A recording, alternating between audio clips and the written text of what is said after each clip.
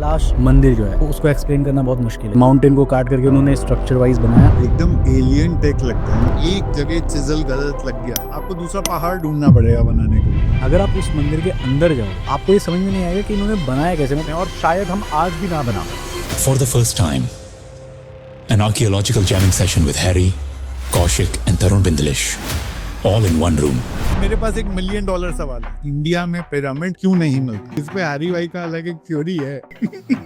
अब देखो हमारा पिरामिड सबसे बड़ा है। सबको मैं 10 सेकंड देता हूँ गैस करने के लिए हमारा पिरामिड कौन सा है। सबसे बड़ा और सबसे प्राचीन भी है। इलेक्ट्रिसिटी का कॉन्सेप्ट एंशिएंट सिविलाइजेशन में एग्जिस्ट करता था और ये उसका प्रूफ है। आप महाभारत में जाओगे वहाँ पे भी ऐसा कॉन्टेक्स्ट मिलता है कि हमने महाभारत में भी बैटरीज बनाई थी, वायरलेस बैटरी, ये उन्होंने ऑन रिकॉर्ड स्टेट करा था। यस, एक टाइम पे इंडिया ग्लोबल हब हुआ करता था नॉलेज का। वेस्टर्न कंट्रीज है ना, ये हमसे ही चुराया हुआ ज्ञान हम पे थोपते हैं। ये जो 3 सिविलाइजेशंस, इंडस वैली, इजिप्शियन और साउथ अमेरिका, क्या कोरिलेशन हमें मिलते हैं जिससे हमें ये पता चलता है कि एक कॉमन नॉलेज बैंक से सारी चीजें निकली। सुमेर, मेसोपोटामिया और इजिप्ट, इन सारी की सारी साइट्स, उसके अंदर ब्रिक रेशो इज 1:2:4। मोहनजोदारो में भी वही ब्रिक मिलती है, राखीगढ़ी में भी वही ब्रिक मिलती है। और ये आप इतनी डिटेल में कैसे आप उसको स्टोर कर सकते हो अगर आपके पास में वो नॉलेज हो। कौशिक, आपको क्या लगता है? ये एक सही तरीके का कंपैरिजन नहीं होगा। रामायण कब हुई थी? इंडिया में पहला प्रमाण क्या मिलता है? रामायणा की डेटिंग 3 रिसर्चर्स है जिन्होंने 12,200 BCE के आसपास की हुई है, जिसका मतलब है कि रामायणा शुड बी बिफोर।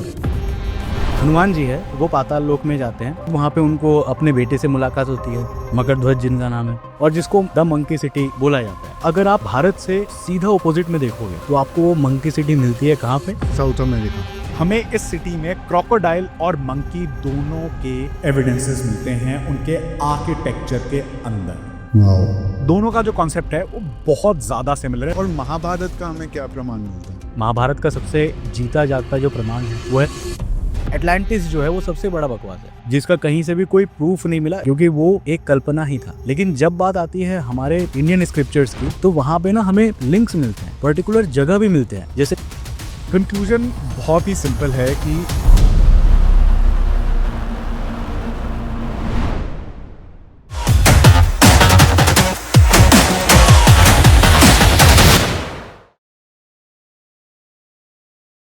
तो दोस्तों, आज का पॉडकास्ट बहुत मजेदार होने वाला है। 3 दोस्त बैठे हुए हैं आज। एक हैरी भाई, आप जानते हैं इनको, ये चैनल पे आ चुके हैं, और आपके प्रिय कौशिक भाई, ये भी चैनल पे आ चुके हैं। तो thank you Harry and Kaushik podcast पे आने के लिए। बिल्कुल बिल्कुल absolutely, thank you Tarun and thank you Kaushik. आज ये जो हम करने जा रहे हैं इंडिया में बहुत ही कम होता है और मजा आएगा, so I hope everyone enjoys it. तो ये द 7 सेजेस की स्टोरी क्या है?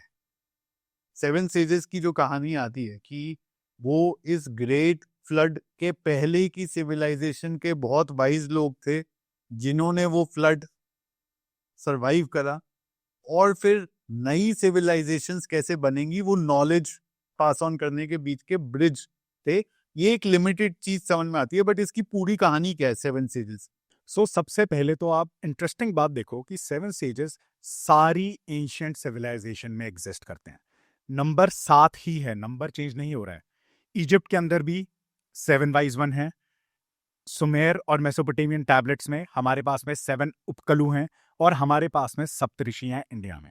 लेकिन सबसे ज्यादा इंटरेस्टिंग बात है कि इंडिया अकेली ऐसी सिविलाइजेशन है जिसमें इन 7 ऋषियों के ग्रंथ हमारे पास में, जो है ऋग्वेद। ऋग्वेद मंडल 2 से लेकर मंडल 7 तक इन 7 सेजेस की लिनेज ने लिखे गए हैं। तो जो थ्योरी है वो थ्योरी ये कहती है कि जो ये सरवाइव हुए, इन्होंने पुरानी नॉलेज को प्रिजर्व किया हुआ था, और ये दुनिया के कोने कोने में जाके उस नॉलेज को इन्होंने आगे बढ़ाया ताकि ह्यूमन हिस्ट्री को रीस्टार्ट ना करना पड़े, दोबारा से हंटर गैदरर से ना स्टार्ट करना पड़े। बेसिकली चीज़ क्या है, अगर मैं एक कॉन्टेक्स्ट में दूं तो हिस्ट्री को ना बहुत बार मिटाया गया है। अगर आप देखोगे तो बहुत सारे ऐसे सिविलाइजेशंस हैं जिनके इतिहास को कॉन्करर्स ने ख़त्म कर दिया। जब भी कोई पर्टिकुलर जगह जो ज़्यादा डेवलपमेंट में गई है तो उसके हिस्ट्री को अगर हम देखेंगे, अगर वहाँ पे कभी भी युद्ध हुआ, मासैकर हुआ, कुछ भी हुआ, तो केवल उनके घर बार या फिर उनके लोग ही नहीं जाते, उनकी पूरी की पूरी इतिहास भी मिटा दी जाती है।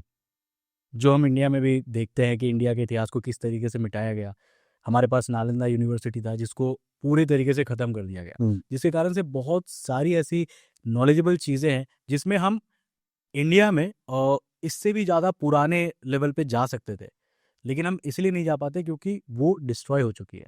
और अगर कंस्पिरेसी थ्योरीज के अंदर हम थोड़ी सी लीप ऑफ फेथ लें तो इंटरेस्टिंग चीज ये निकल के आती है कि 3 सिविलाइजेशन दुनिया के कोने कोने में एक साथ कैसे स्टार्ट हुई, जो कि थी इंडस वैली सिविलाइजेशन, सुमेर जो बाद में मेसोपोटामिया बना, और इजिप्शियन सिविलाइजेशन। लेकिन सिर्फ भारत की ही कथाओं में ऋग्वेद लिखे गए, और जैसा कौशिक ने बोला कि नालंदा जला दी गई, हमारे पास में प्रमाण नहीं है, ऐतिहासिक प्रमाण हमारे खत्म हो गए हैं। वेद क्यों बचे? क्योंकि वो लिखे जाने लायक नहीं थे। तो मतलब हरी जो तुम बोलना चाह रहे हो इनडायरेक्टली वो ये है कि 7 सेजेस जिस सिविलाइजेशन से सरवाइव कर रहे थे वो सिविलाइजेशन इंडस वैली सिविलाइजेशन से पहले उसी जगह पे जो सिविलाइजेशन थी शायद वो थी जहां से वो फिर पूरी दुनिया में गए उस नॉलेज को बांटने। कौशिक आपको क्या लगता है इस पर? देखो, अगर मैं ओवरऑल कॉन्टेक्स्ट में जाऊं, ठीक है, तो इसको कंफर्म करने के लिए जैसा मैंने कहा कि वो बेसिकली किस जगह से थे, इसको हम तब तक कंफर्म नहीं कर सकते जब तक कि हम इस चीज़ पे ज़्यादा डीप ना जाए कि कौन सी पर्टिकुलर सभ्यता सबसे पुरानी है। जैसे कि अगर हम कॉन्टेक्स्ट में जाएंगे ना तो ऐसा हमारे इंडिया में चलता है कि संस्कृत सबसे प्राचीन लिपि है, ठीक है, और हम इसको इस कारण से हम इसको सिद्ध नहीं कर पाते क्योंकि हमारे पास उतने बोलते ना एक तरह से दस्तावेज प्रमाण नहीं है, जिस कारण से और कभी भी हमने इस चीज़ को करने के लिए कोई फंडिंग नहीं दी है ताकि हम इसको और फर्दर कर सके। इसके बावजूद आई थिंक मैंने एक स्टोरी सुनी थी कि इंडोनेशियन या फिर जापानीज किसी के तो कोस्ट लाइन से कुछ प्राचीन ये मिले थे, टैबलेट्स मिले थे जिसमें कि संस्कृत लैंग्वेज का मेंशन था।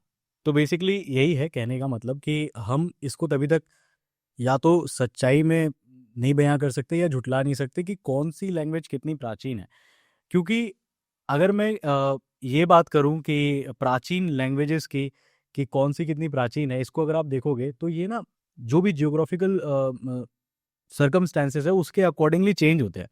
जैसे कि मैं आपको एक बात बताता हूँ कि कभी भी अगर आप ऐसे लोकेशंस पे जाओगे जहाँ पे कार्विंग्स हमें पत्थरों पे मिलते हैं तो वो हमेशा ऑपोजिट होता है या ऊपर से नीचे होता है, 2 ही तरीक़ों से लिखी जाती है। हाँ, या तो वो ऑपोजिट लिखी जाएगी यानी कि राइट टू लेफ्ट की जगह लेफ्ट टू राइट, या फिर ऊपर से नीचे। ये 2 ही तरीके के, आप चाहे किसी में भी चले जाओ, है ना, मेसोपोटामिया में चले जाओ, बेबीलोनियन में चले जाओ, जितने भी टैबलेट्स हमें मिले हैं सब में सेम फिनोमेना है। ऐसा इसीलिए होता है क्योंकि जब हम कार्व करते हैं ना तो हमारे हाथों में वो छेनी होता है और मारतू से मारते हैं, तो मोस्टली लोग राइट हैंडेड ही होते हैं और ये प्रोसेस ही ज़्यादा ईजी पड़ता है, तो इस कारण से वो वैसा ही बना। लेकिन वहीं पे अगर हम इंडिया में आते हैं ना तो इंडिया में हमें थोड़ा चेंजेस देखने को मिलता है। इंडिया में आप देखोगे जो भी हमें प्राचीन लिपियाँ मिलती है वो कभी भी पत्थरों पे कार्व नहीं मिलती, वो हमें मिलती है लिपियों में, पत्तों में, और पत्तों के अकॉर्डिंग ही हमने लिखने का तरीका बनाया। जैसे देवनागरी जहाँ पे लिखी गई वहाँ के पत्ते अलग होते थे, इसलिए वहाँ पे ऐसे गोल गोल हम लिख सके, ऐसे सीधे स्ट्रेट लाइन खींच सके। लेकिन वहीं पे अगर हम सदर्न इंडिया की तरफ चले जाए तो वहाँ पे क्या है कि आप देखोगे वहाँ ज़्यादातर हम राउंड ही यूज़ करते हैं, वहाँ पे ऐसे स्ट्रेट लाइन यूज़ नहीं होते क्योंकि वहाँ पे जो पत्ते यूज़ किए जाते थे ना वो स्ट्रेट लाइन में फट जाते थे। तो इस तरीके से यहाँ पे एक तो शुरुआत से ही हमने लिखने का जो जुगाड़ है वो पत्तों पे कर लिया था, बहुत पहले हम ये समझ चुके थे। और पत्ते क्योंकि हमेशा प्रिजर्व नहीं रहते, हमने उन ज्ञान को बुक्स में तब्दील कर लिया था, वो भी कह सकते हो सबसे पहले, क्योंकि हमारे पास वो ज्ञान काफ़ी प्राचीन समय से चला आ रहा है। बहुत सारे ऐसे स्टोरीज हैं जो कि हमें ये प्रूफ देती है कि जो भारत का प्राचीन ज्ञान था वो इन सभी कंट्रीज से काफ़ी आगे था। फॉर एग्जांपल मैं थोड़ा सा ऑफ टॉपिक जा रहा हूँ, थोड़े से कॉन्स्पिरेसीज में जाते हैं। तो इजिप्ट में ऐसा माना जाता था कि ये जो इजिप्शियन गॉड्स होते हैं, खुफू, ये बेसिकली गॉड्स के ही डिसेंडेंट्स होते हैं, मतलब गॉड्स के डायरेक्ट कनेक्शन। Demi God's. हाँ, एक तरह से कह दो कि ये गॉड्स ही है। वो लोग इतना मानते थे कि ये भगवान ही है, और इनका कुछ भी ऐसा चलता था कि जैसे मान लो अगर गॉड नाराज है तो खुफू से नाराज है, खुफू को फिर चढ़ावा चढ़ाना होगा और लोग उसके लिए मिन्नतें करेंगे, इस तरीके से। मतलब वो एक बहुत बड़े बड़े गॉड लेवल के बीइंग्स हुआ करते थे। अब इनको भगवान तो बना दिया गया था, बहुत बड़े महान भी थे, और इनकी जो डिसेंडेंट्स थे वो आगे जा करके करती भी है बहुत सारी चीज़ें, बहुत चीज़ें खोजती। लेकिन अगर आप हिस्ट्री में जाओगे तो देखोगे कि धीरे धीरे इतनी महान सभ्यताएं जिनके पास गॉड लाइक ताकतें थी, वो अचानक से गायब हो गए। आज के इतिहास में देखोगे तो इजिप्शियन है ही नहीं, प्राचीन मिस्रवासी खत्म हो चुके हैं, और आई थिंक इजिप्ट एक इस्लामिक कंट्री बन गया है। तो ऐसा क्यों हुआ, इसका रीज़न क्या है? मतलब अगर गॉड लाइक बीइंग्स वो हैं और डायरेक्ट गॉड लेवल के पावर रखते हैं, तो उनको कोई कॉन्कर कैसे कर सकता है? एक कॉन्सेप्ट ये भी आता है कि अगर ये गॉड लाइक बीइंग्स नहीं थे तो इन्होंने इतना बड़े बड़े पिरामिड्स कैसे बनाए और इतनी बड़ी बड़ी उपलब्धियां कैसे कर ली? मतलब जो पिरामिड्स के पत्थर भी थे वो वहाँ से बहुत दूर से लाए गए थे, क्योंकि उस पर्टिकुलर रीजन में वो पत्थरें एग्जिस्ट ही नहीं करती है, राइट। और उनके साइजेस भी बहुत ज़्यादा डिफरेंस पैदा करते हैं, कि इतने बड़े बड़े साइजेस जो हम सोच नहीं सकते। तो इसका एक रीज़न मिलता है जो कहीं ना कहीं आप सभी भी इससे मिलोगे, आपको भी मतलब सहमति होगी कि क्या होता है कि जब भी कोई सिविलाइजेशन का पेट भरा होता है ना, तो उसका दिमाग बहुत अच्छा चलता है। राइट। और हम कह सकते हैं कि इजिप्शियन सिविलाइजेशन को ये वरदान प्राप्त था नील नदी के सहारे। उनके पास नील नदी के किनारों में जो ब्लैक सॉइल बोलते हैं उसको, काली मिट्टी, तो काली मिट्टी हुआ करती थी, जो कि बहुत अच्छे डिपॉजिट्स होते हैं जिसमें फार्मिंग करना बहुत ईजी होता है, और उन्होंने फार्मिंग करना सीख लिया था। तो वो फार्मिंग करते थे, उनका पेट भरा रहता था, तो अब उनके पास एक एक्स्ट्रा लेवरेज था, वो अपने आर्टिस्टिक चीज़ों को दिखा सकते थे। और क्योंकि वो अपने महाराजाओं को गॉड लेवल का मानते थे, तो वो गॉड लेवल की चीज़ें ही बना रहे थे। अब उन्होंने कैसे बनाया, किस तरीके से बनाया, ये पता नहीं, लेकिन उनके पास जो शिल्पकार थे वो बहुत अच्छे थे। तो ये जो ब्लैक सॉइल की आपने बात करी, वो नेचुरली अकरिंग नहीं है शायद, ये मैंने पढ़ा था कहीं पर कि वो कुछ चीज़ों को मिला करके बनाई जाती थी, और वो टेक्नोलॉजी या वो टेक्निक आज भी हम चाह रहे हैं कि हमें मिल जाए, क्योंकि उससे जैसे आपने कहा कि फर्टिलिटी बहुत बढ़ जाती थी जमीन की। हमें अमेज़न फॉरेस्ट के अंदर सिटीज मिली हैं जहां पे ब्लैक सॉइल एग्जिस्ट नहीं करती, और उन्होंने वहां पे ब्लैक सॉइल बनाई। सो आपने जो बताया उस हिसाब से अफ्रीका में ब्लैक सॉइल होती थी जो बहुत फर्टाइल होती थी, अमेज़न में ब्लैक सॉइल नहीं होती थी। राइट। और वो ब्लैक सॉइल बना रहे बना थे रहे थे। कि इजिप्ट और इंडिया, जो कि ब्लैक सॉइल डोमिनेटेड कॉन्टिनेंट्स, या फिर इंडिया को सब कॉन्टिनेंट बोलते हैं, अफ्रीका को कॉन्टिनेंट बोलते हैं, ये जो ब्लैक सॉइल रिच जोन्स हैं, क्या पता ये टेक्नोलॉजी इनके पास में भी हो, क्योंकि हमारे पास में, हमें कैसे पता कि वो साउथ अमेरिका में बना रहे थे? क्योंकि साउथ अमेरिका में वो ऑक्साइड्स नहीं मिलते जो अफ्रीका और इंडिया पे मिलते हैं, फिर भी उन्होंने ब्लैक सॉइल बनाई। तो यहां से एक कंस्पिरेसी थियरी निकल के आती है, इसको अभी हम प्रमाण नहीं बोल रहे हैं, कंस्पिरेसी थियरी निकल के आती है कि अगर वहां पे बनाई जा रही थी, और ये जो सिविलाइजेशन है, क्योंकि इजिप्ट और इंडस वैली, ये सारी की सारी साउथ अमेरिकन सिविलाइजेशंस को प्रीडेट करती हैं, उनसे पहले, तो क्या पता ये टेक्नोलॉजी इनके पास में भी हो और इन्होंने भी ब्लैक सॉइल बनाई हो, क्योंकि अभी भी जो रिचनेस है हमारी ब्लैक सॉइल की, वो इंक्रीज नहीं हो रही है, वो एक स्ट्रेट लाइन जा रही है। तो ये साउथ अमेरिका ने हमें एक हिंट दिया है कि व्हाट ओल्ड ह्यूमंस या फिर पुराने होमोसेपियंस किस लेवल तक के लिए केपेबल थे। तो ये एक कनेक्शन हो गया। इसके अलावा ये जो 3 सिविलाइजेशंस की हम अभी बात कर रहे हैं, इंडस वैली, इजिप्शियन और साउथ अमेरिकन, इसमें और क्या कनेक्शंस देखने को मिलते हैं जो कि ये, जिससे ये लगता है कि 7 सेजेस की जो थ्योरी है वो सच है? सबसे पहले इजिप्ट में उन्होंने पिरामिड्स बनाए, और कौशिक इजिप्ट के एक्सपर्ट है तो इनको पता होगा कि जैसे हमें बता रहे थे कि सारे पिरामिड्स ऊपर स्टार्स देख के बनाए गए हैं, और जो पिरामिड ऑफ गीजा है वो ओरायन सिविलाइजेशन के साथ में अलाइंड हैं। मतलब कि तीनों सिविलाइजेशंस, सुमेर की भी बात करेंगे, इजिप्ट और इंडस वैली, कम से कम इन दोनों में स्काई और एस्ट्रोनॉमी बहुत जरूरी थी। और दूसरा, इन सारी सिविलाइजेशंस में कॉमन क्या है? Cardinal directions, north south east west. Egypt में भी इसकी बहुत ज्यादा महत्व था, बहुत ज्यादा इंपॉर्टेंस थी। और इंडस वैली की अगर आपको स्ट्रीट्स पता हो, वो सारी की सारी नॉर्थ टू साउथ जाती हैं और डाइसेक्ट ईस्ट से वेस्ट करती हैं। ये हो गया दूसरा। तीसरा, यूज ऑफ पाइथागोरस थ्योरम, जो कि बोलते हैं कि ग्रीक से आया है, लेकिन पाइथागोरस थ्योरम का यूज हमें आईवीसी में भी मिलता है, इजिप्ट में भी मिलता है। पाए का यूज हमें आईवीसीबी में मिलता है, इजिप्ट में ही मिलता है। मतलब ज्योमेट्री जो आज हम पढ़ रहे हैं, जिसके ऊपर ग्रीक स्टैंप या फिर वेस्टर्न स्टैंप लगी हुई है, ये दोनों सिविलाइजेशंस जो एक ही टाइम पे ग्रो कर रही थी, और हमारे पास में ज्यादा एविडेंस नहीं है कि ये 5000 साल पहले भी एक दूसरे से ट्रेड कर रही थी कि नहीं।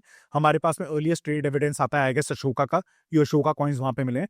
उससे पहले अगर दो इंडिपेंडेंट सिविलाइजेशन ग्रो कर रही हैं, दोनों सेम लेवल पे ज्योमेट्री का कैसे यूज कर रही हैं?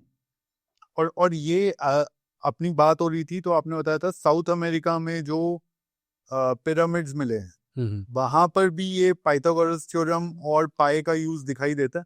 बेसिकली अगर हम पिरामिड्स कहीं के भी लेते हैं, जैसे वर्ल्ड में अलग अलग कोनों में अलग अलग पिरामिड्स है, साउथ अमेरिका चले जाओ, इंडोनेशिया चले जाओ, हम जिस भी क्षेत्र में जाते हैं जहाँ हमें पिरामिड्स आज तक मिले, इवन एक शायद जापान में भी है, जो कि जो मोन कल्चर का under water pyramid, under water pyramid. तो हम जितने भी पिरामिड्स को देखते हैं ना, सबसे पहले तो ये पिरामिड का स्ट्रक्चर ही अपने आप में बहुत यूनिक है, क्योंकि पिरामिड को बनाना इतने पुराने शिल्पकारों के द्वारा, वो भी विदाउट एक हाईटेक टेक्नोलॉजी, वो हमें इम्पॉसिबल लगता है। लेकिन ये पॉसिबल तभी होगा जब ही उनको प्रॉपर जियोमेट्रिकल कॉन्सेप्ट्स उनके क्लियर होंगे, उनको अच्छे मैथमेटिकल कैलकुलेशंस आते होंगे। और जैसे अभी इन्होंने बताया कि जो हमारे तीनों पिरामिड्स है, the great pyramid of Giza, जिसमें 3 पिरामिड्स लाइन बाय लाइन है, तो उनको बनाया गया था ओरायन बेल्ट के एकदम अलाइनमेंट में। तो जिस तरीके से ओरायन बेल्ट अलाइंड होता है, और वो आज अलाइन नहीं होता, अगर आज की डेट में अगर आप देखोगे ना, तो वो अलाइन नहीं करेगा, क्योंकि हर साल अर्थ जो है वो थोड़ा सा मूव करता है, इसके टिल्ट में चेंजेस आते हैं। तो हम अगर बैक टू डेट जाते हैं ना, तो हमें पता चलता है कि अराउंड 5 से 6000 साल पहले जो हमारा स्काई था, वो ऐसा था कि वो एकदम परफेक्ट अलाइनमेंट में आते थे, एक साथ वो बैठता था। और इनका जो प्राचीन मिस्रवासी है, उनके लिए ओरायन बेल्ट बहुत ज़्यादा मायने रखता था, क्योंकि उनका ऐसा मानना था कि जो भी उनके राजाएं हैं, वो जब मरेंगे तो वो सीधा उसी लोक में चले जाएंगे, उन स्टार्स के पास ही वो सीधा चले जाएंगे। इसके अलावा कॉन्स्पिरेसी थियरीज ये भी बताती है कि अगर हम पिरामिड को पूरे तरीके से देखें, तो पिरामिड कहीं ना हमें एक बैटरी जैसा दिखता है। ये एक कॉन्सेप्ट है कि पिरामिड के अंदर से हम एनर्जी को निकाल सकते थे, एनर्जी, क्योंकि बहुत सारे ऐसे चेम्बर्स है उसमें जो जिसकी कोई जरूरत ही नहीं है, अनलेस उसमें अल्कलीन, जितना मैं देख रहा था, अल्कलीन के कुछ अवशेष भी मिले हैं उधर। हाँ, जो सर निकोला टेस्ला थे, उन्होंने ही सबसे पहले ये बताया था कि जो पिरामिड्स है ना, वो बेसिकली एक तरह का वायरलेस बैटरी सिस्टम था। अब अगर हम प्राचीन वायरलेस बैटरी, यस, वायरलेसली काम करता था। ये उन्होंने ऑन रिकॉर्ड स्टेट करा था, उन्होंने अपने बुक में लिखा था। और उन्होंने इलेक्ट्रिसिटी बनाई थी जो विदाउट वायर्स एक जगह से दूसरी जगह विदाउट शॉक ट्रांसमिट हो सकती। उसको बोलते हैं Tesla tower, I guess Tesla tower. मुझे ऐसा लगता है कि वो शायद वो बना रहे थे। यस, ये वाला जो है, ये टावर बाद में डिस्ट्रॉय कर दिया गया था। पिरामिड्स के अंदर जो हमें बहुत वियर्ड चीज़ें मिलती है, वो ये है कि पिरामिड्स को इस तरीके से बनाया गया था ना, कि जब भी वहाँ पे बाढ़ आए, पानी उसके अंदर जाए, तो वो एक तरह से एनर्जी को निकाले, मतलब उसके अंदर से एक काइंड ऑफ एनर्जी निकले, और ये पानी के साथ ही पॉसिबल था। तो यहाँ पे जो हमारा सवाल जो आता है ना, वो और ज़्यादा डीप हो जाता है कि हम जो प्राचीन सभ्यताओं को समझते हैं कि यार वो तो अच्छे आर्कियोलॉजिस्ट हो सकते हैं, अच्छे ज्योमेट्री के अच्छे मतलब नॉलेजेबल पर्सन हो सकते हैं, वो दिशाओं को समझ सकते हैं, कंपास अच्छे से पढ़ सकते हैं, लेकिन इसके अलावा वो हमसे काफ़ी ज़्यादा आगे थे। इवन आज हम सोचते हैं कि हमने बहुत बड़ी अचीवमेंट कर ली, बैटरीज़ बना लिए, एनर्जी को यूज़ करते हैं। आप महाभारत में जाओगे, वहाँ पे भी ऐसा कॉन्टेक्स्ट मिलता है कि हमने महाभारत में भी बैटरीज़ बनाई थी। और इवन हमारे एक वेद में वो उसका पूरा फ़ॉर्मूला भी लिखा हुआ है कि किस तरीके से आप प्राचीन मिट्टी के बर्तनों में बैटरीज़ बना सकते हो। ये मैंने भी कहीं देखा था। और इसको मतलब किया भी गया है, इसको एक्सपेरिमेंट भी किया गया है और वो सक्सेसफुल भी निकला है। वाह। सो एक मिनट, बहुत सारी बातें बता दी आपने एक साथ। तो इलेक्ट्रिसिटी का कॉन्सेप्ट एंशिएंट सिविलाइजेशन में एग्जिस्ट करता था। तो अच्छा, अगस्त्य संहिता में फॉर्मूला फॉर बैटरीज दिया हुआ है, ये डॉक्यूमेंटेड है महर्षि अगस्त्य ने। सो यानी बैटरी मतलब इलेक्ट्रिसिटी का कॉन्सेप्ट उनको पहले भी पता था और ये उसका प्रूफ है। बट सवाल यही आता है इसमें पर मेरे पास $1 मिलियन सवाल है इसके अंदर। अगर जो हैरी ने बोला कि इंडिया से ही सप्तऋषि निकले थे, बोला मैंने सुना, रिकॉर्ड हुआ, तो सबसे ज्यादा एंशिएंट पिरामिड तो इंडिया में मिलना चाहिए, क्योंकि अगर ये ज्योमेट्रिकली इतना मुश्किल है पिरामिड को बनाना और उसके पीछे बहुत सारे पाइथागोरस थ्योरम लगता है, पाई की समझ होनी चाहिए, उसकी कैलकुलेशन पता होनी चाहिए और पूरा ज्योमेट्री सेट करना चाहिए, तो हमें इंडिया में पिरामिड क्यों नहीं मिलता? अगर हम इंडिया के कॉन्टेक्स्ट में आए तो देखो, इंडिया में सही बात है, इंडिया में पिरामिड्स के रिमेन्स आज तक नहीं मिले। नहीं, इस पे हैरी भाई का अलग एक थ्योरी है। अब देखो हमारे पास में पिरामिड है, सबको मैं 10 सेकंड देता हूं गैस करने के लिए हमारा पिरामिड कौन सा है, और हमारा पिरामिड सबसे बड़ा है। सबसे बड़ा और सबसे प्राचीन भी है हैरी भाई के हिसाब से।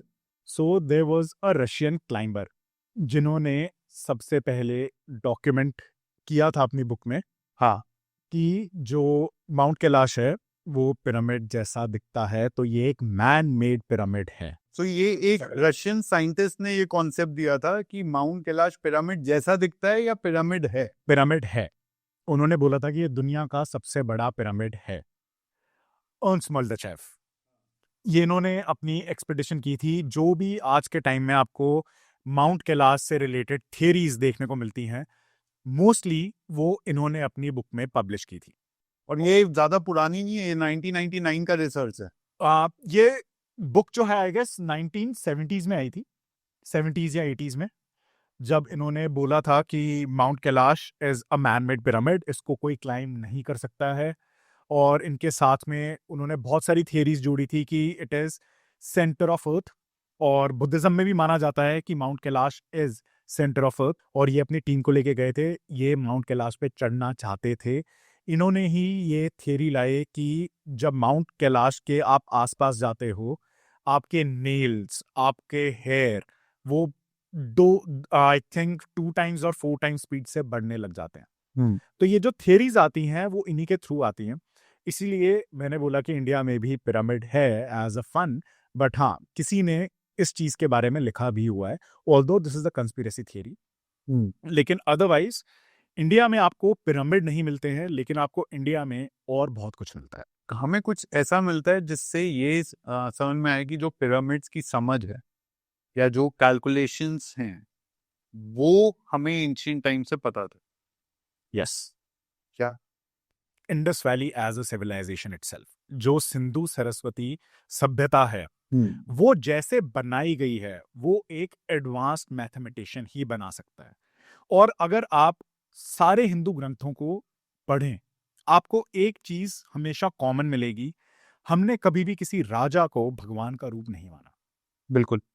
और हमारे लिए राजा, अगर हम ऋग्वेद की बात करें, उसके बाद में ऋग्वेद तो पैस्टलिस्ट है, उसमें तो हमें ज्यादा बैटल्स देखने को मिलती हैं, चीफ्टन देखने को मिलते हैं। लेकिन जब हम शुक्ल यजुर्वेद और शुल्ब सूत्र में जाते हैं, जहां पे ज्योमेट्री की बात हो रही है, जहां पे किंग्स की बात हो रही है, वहां पे जो राजा है वो इंपॉर्टेंट नहीं है। मतलब ये नहीं है कि उसका कोई वजूद नहीं है, मतलब राजा रिप्लेस होता है।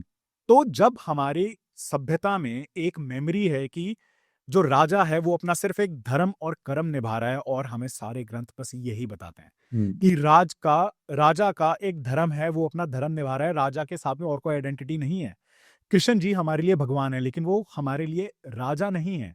जिस लेवल पे पांडव और कौरवों का युद्ध हुआ था राज्य के लिए, कृष्ण जी उस लेवल पे कभी राजा के साथ में नहीं देखे जाते। सिर्फ राम जी अकेले हैं जो हमारे लिए विष्णु अवतार हैं। वो भी राजा इसलिए नहीं बने क्योंकि वो भगवान इसलिए नहीं बने क्योंकि वो राजा थे। वो भगवान अपने कर्मों की वजह से बने, जो पूरी रामायण चली। तो हमारे भारत में कभी भी राजा को इतनी ऊंची उपाधि पे नहीं रखा गया है, इसीलिए हमें कभी भी इतने बड़े जाइगैंटिक स्ट्रक्चर नहीं मिलते हैं। तो यानी आप कह रहे हो कि एक कल्चरल डिफरेंस है जिसकी Yes. वजह से ऐसा नहीं होता। इसके अलावा ये मैथमेटिक्स की जो नॉलेज है जो हमने इंडिया में Indus valley civilisation, I think आप जिस तरह से उसकी रोड्स बनी हुई हैं और जिस तरह से ड्रेनेज प्लान हुआ हुआ है उसकी बात कर रहे हो। और जैसे वो ब्रिक्स बनाते थे पूरे इंडस वैली में, और इंडस वैली जैसे कौशिक ने पहले बताया बहुत विशाल सभ्यता थी। सुमेर, मेसोपोटामिया और इजिप्ट, इन सबको अगर आप एक साथ एरिया में डाल दो और एक साथ इनकी पॉपुलेशन में डाल दो, इंडस वैली उससे भी बड़ी थी। सारी की सारी साइट जितनी भी आज तक हमने खोदी हैं उसके अंदर ब्रिक रेशियो इज 1:2:4। कंसिस्टेंसी है पूरी सिविलाइजेशन में। इसका मतलब कि वो मैथमेटिकली इतनी उनको नॉलेज थी कि वो एक ही टाइप की ब्रिक बना रहे थे 1000 किलोमीटर दूर भी। मोहिंजोदारो में भी वही ब्रिक मिलती है, राखीगढ़ी में भी वही ब्रिक मिलती है। दोनों के बीच का डिस्टेंस अगर आज हम बाय रोड जाएं अप्रोक्सीमेटली 1000 किलोमीटर है।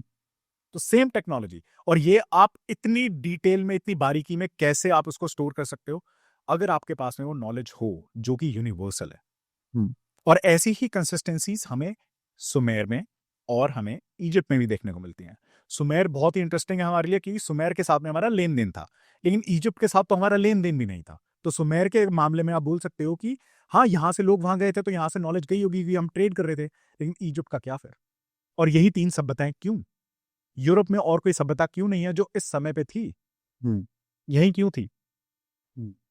तो इसमें अपार्ट फ्रॉम ये मैथमेटिक्स का जो कोरिलेशन है, और क्या तीनों सभ्यताओं में कोरिलेशन हमें मिलते हैं जिससे हमें ये पता चलता है कि कुछ कंटिन्यूटी, अगेन मैं बार बार उस पर जा रहा हूँ कि 7 सेजेस का कॉन्सेप्ट प्रूव कैसे होता है कि एक कंटिन्यूटी ऑफ नॉलेज और एक कॉमन नॉलेज बैंक से सारी चीजें निकली। तो इसमें अगर हम इंडस वैली, इजिप्ट और सुमेर तीनों को बीच में एक साथ इकट्ठा करें, एग्रीकल्चर तीनों में था, डोमेस्टिकेशन ऑफ एनिमल्स तीनों में थी। तो इसको स्लो डाउन करते हैं। डोमेस्टिकेशन ऑफ एनिमल्स के लिए इंडिया में प्रूफ मिलते हैं, केव पेंटिंग्स मिलते हैं जहां पर ये क्लियरली पता चलता है कि डोमेस्टिकेशन ऑफ एनिमल्स हम करते थे। इजिप्ट में क्या प्रूफ? हायरोग्लिफ्स, और उन्होंने बाड़े बनाए हुए थे। और इजिप्ट के लिए हमें ज्यादा प्रूफ ढूंढने की जरूरत इसलिए नहीं पड़ती कि इजिप्ट में काफी लंबी कंटिन्यूटी थी। वो मेसोपोटामिया, इंडस वैली की तरह सडन ब्रेक नहीं आया, उनमें ब्रेक बहुत लेट आया है जब ग्रीक्स आ गए, जब उनका सिस्टम कोलैप्स हो गया और हमने हायरोग्लिफ्स डिसाइफर कर लिए उनके। और अब जैसे हम कहीं पे रह रहे हैं, आज के टाइम में भी जो गांव में रह रहे होंगे, हमारा घर अलग होता है, कैटल एरिया अलग होता है। इजिप्ट में कैटल एरिया था, सुमेर में उन्होंने अपनी टैबलेट्स में लिखा हुआ है कैटल को ऑर्गेनाइज करने के लिए। हमारे वेदों में और इंडस वैली के अंदर भी कैटल एरिया मिला हुआ है हमें। तो हमें पता है डोमेस्टिकेशन ऑफ एनिमल्स तीनों सिविलाइजेशन में था। और एग्रीकल्चर का हमें पहला प्रूफ कहाँ मिलता है? एग्रीकल्चर का पहला अगर आप सक्सेसफुल प्रूफ अगर हम देखें तो आई थिंक गोबेगली तेपे में एक्चुअली एग्रीकल्चर नहीं, लेकिन हमें ग्रेन मिलता है। और ये अभी रिसेंटली ही काफी, मेरे ख्याल से तो एग्रीकल्चर से भी आगे जा करके ऐसा बियर ब्रूइंग का एविडेंस यस मिलता है हमें गोबेगली तेपे में। अगर हम इस चीज़ पे आ रहे हैं तो रिसेंटली कश्मीर में भी एक डिस्कवरी हुई ना, एक माउंटेन जैसा था। तो उस माउंटेन को जब खोदा गया तो पता चला कि ये एक आर्कियोलॉजिकल साइट है कश्मीर में। कश्मीर में अभी रिसेंट में हुआ। तो ये रिसेंटली हुआ था। और हमने मतलब अगर मैं इंडिया के कॉन्टेक्स्ट में कहूँ ना, तो मुझे जो लैक दिखता है यहाँ पे, हम अपने मंदिरों को तो बहुत ज़्यादा ग्लोरीफाई करते हैं क्योंकि बहुत सारे ऐसे साइटिंग हैं इंडिया में, साइट्स है ऐसे जिसको एक्सप्लेन करना बहुत मुश्किल होता है। जैसे कि कैलाश मंदिर जो है, उसको अगर आप देखोगे तो उसको एक्सप्लेन करना बहुत मुश्किल है क्योंकि उसके अंदर में, मैं तो बाहर का तो कह ही नहीं रहा, बाहर में तो आप ठीक है, उन्होंने एक पूरे क्या कहते हैं, माउंटेन को काट करके उन्होंने स्ट्रक्चर वाइज बनाया। एकदम एलियन टेक लगता है ना, कि मतलब ऐसे लेजर प्रिसीजन के साथ एक सिंगल माउंटेन को जब आप काटने जाओगे, एक जगह चिजल गलत लग गया तो तो पूरा आप- बेकार हो जाएगा। आपको दूसरा पहाड़ ढूंढना पड़ेगा बनाने के लिए। हाँ। एग्जैक्टली। और टॉप डाउन ड्रिलिंग, बहुत कम ऐसे आर्किटेक्चर्स पूरी दुनिया में एग्जिस्ट करते हैं और शायद हम आज भी ना बना पाए। Yes, I agree. सो एक आपने बताया टेम्पल्स कि हम उसमें टेम्पल्स को ग्लोरीफाई करते हैं, और इसमें जो कहने का है कि अगर आप उस मंदिर के अंदर जाओगे, बाहर से तो आपने देख लिया, अंदर जाओगे तो अंदर में ना बहुत डार्क चेम्बर्स है, इतने डार्क कि अभी के टाइम पे भी अगर आप टॉर्च मारते हो तो भी वो डार्क दिखता है। बट वहाँ के भी अगर आप नक्काशी देखोगे तो आपको ये समझ में नहीं आएगा कि इन्होंने बनाया कैसे। मतलब दिन के समय में वो इतना डार्क एरिया है, और वहाँ पर अगर आप नक्काशी कर रहे हो तो आपको इतना लाइट चाहिए होगा, जिसके लिए उस समय अच्छे खासे आपको मतलब आग जलाना पड़ता, और उतने में वहाँ आप सर्वाइव ही नहीं कर पाते, क्योंकि क्योंकि धुआं बढ़ जाता। धुआं बढ़ता, आग की हीट होती, तो उसमें सर्वाइवल ही पॉसिबल नहीं था। और उसमें इतने बारीकी से जो वहाँ पे मूर्तियां बनाई गई है अंदर में, वो बनाना मतलब काइंड ऑफ बिना रोशनी के। बिना रोशनी के। तो क्या मतलब, मैं कहीं पर आई डोंट नो कौन सी सिविलाइजेशन का मैं देख रहा था, उसमें एक थ्योरी है कि सनलाइट को मिरर्स के थ्रू रिफ्लेक्ट करके जो है रूम में रोशनी पहुंचाई जाती है। तो इस तरह की चीजें अगर हम देखेंगे तो ये हमें यही बताती है कि जो हम जितना मतलब सोचते हैं ना प्राचीन लोगों के बारे में, कि वो इतने वेल एजुकेटेड नहीं थे, और उनको इतनी ज्ञान नहीं थी, इतना उनके पास तकनीक नहीं था, वो खुद ही एक कॉन्ट्राडिक्टरी स्टेटमेंट होता है। क्योंकि वो इतने ज़्यादा एडवांस थे कि हम आज तक उस चीज़ पे बहस कर रहे हैं कि इन्होंने किया कैसे। हाँ। सो और अगर मैं वापस से एग्रीकल्चर पे जाऊं, तो एक मेरे को ऐसा लगता है एक चीज की, जो एग्रीकल्चरल क्रॉप्स थे वो नेचुरली तो एक फिनोमिना थे नहीं, राइट। तो सेम सीड्स कैसे हो सकते हैं कि हर जगह जो है गेहूं की या चावल की उगाई कैसे हो सकती है? यहाँ पे ना एक बहुत अच्छा कॉन्सेप्ट आता है जिसको हम कहते हैं ग्लोबलाइजेशन।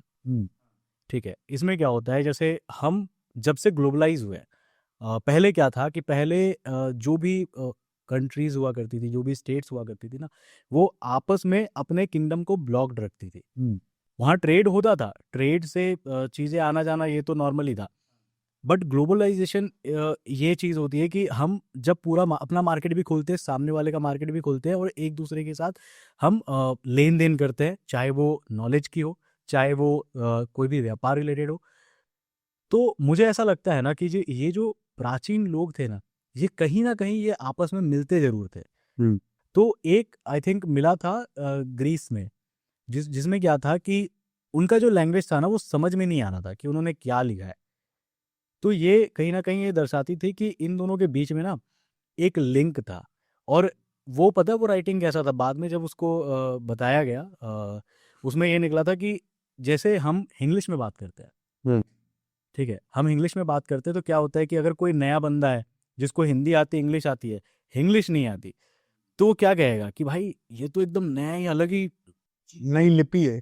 हाँ, इसको क्या मतलब, इसको क्या बनाया। क्योंकि उनके लिए तो वो क्या रहेगा कि मैंने वहां पे लिख दिया भाई इंग्लिश में कुछ भी, कि भाई मुझे कुछ नहीं समझ आ रहा, और उसको क्या समझ में आएगा कि ये क्या लिखा है। वो तो कहेगा एकदम नया बना है भाई। तो ये चीज हुआ था। आई थिंक ग्रीस का कोई टैबलेट मिला था, मोहनजोदाड़ो के उसमें रेमिनेंट्स थे उसी साइड के, क्योंकि मोहनजोदाड़ो ही एकमात्र ऐसा सिविलाइजेशन है जो कि यूनिकॉर्न्स का यूज करते थे। दूसरे और सभ्यताओं में यूनिकॉर्न्स का महत्व नहीं है, बट मोहनजोदाड़ो में बहुत है।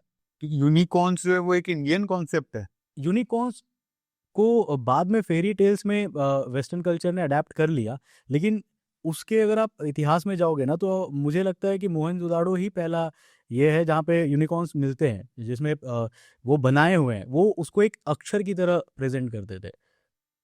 बट इसको डिकोड नहीं किया जा सका है कि असल में वो क्या कहते थे, या उनकी जो भी लिपियाँ थी वो क्या मायने रखती थी। तो यही हमारे लिए एक मिस्ट्री है। पर यूनिकॉर्न्स अगर मोहनजोदाड़ो में उसका प्रमाण है, तो ये हॉर्स थ्योरी जो आती है कि भाई भारत में घोड़े नहीं होते थे, जो पूरा एक बेसिस बताया जाता है आर्यन इन्वेजन थ्योरी का, तो यूनिकॉर्न्स कैसे इमेजिन कर सकती है कोई सभ्यता अगर उसने घोड़े नहीं देखे? तो यही तो बात है। घोड़ा नहीं है ना, यूनिकॉर्न है। और एक्चुअली जिनकी ये बात कर रहे हैं, हमारे इंडस वैली सील्स में हमें यूनिकॉर्न्स मिले हैं, और ये बहुत कॉमन टैबलेट है। ये हमें मोहनजोदारो में मिली है, हड़प्पा में भी मिली है।